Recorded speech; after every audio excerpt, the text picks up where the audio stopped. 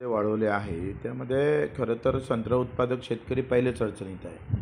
म्हणजे किमान एका वेळचा पण पैसा सध्या संत्रा उत्पादक शेतकऱ्याला मिळत नाही आहे आणि त्याची मोठी अडचण निर्माण झालेली आहे. पहिलेच तर गळण जास्त आहे.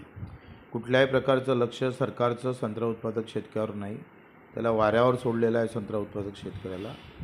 आणि एकाइकडे आयात शुल्क वाढल्यामुळं निर्यातीमध्ये काही सबसिडी द्यायला पाहिजे होती, ते पण सरकार देत नाही.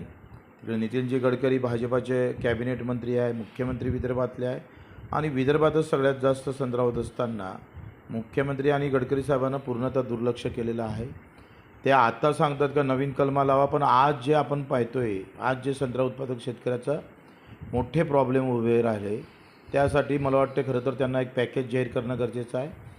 आम्ही जे मागणी केली होती का संत्रा उत्पादक शेतकऱ्याला MRGSमधून जसं 3 वर्षासाठी लागवडीचा खर्च करतो तसं 3+5 असं जर केलं तर 3 वर्ष लागवडीनंतर 6 वर्षानंतर 1 वर्षानंतर 2 वर्ष 1 वर्ष आड 1 वर्ष आड असं जर त्याला MRGSमधून मजुरीचा खर्च कव्हर केला तर ह्या भागात टिकू शकतं.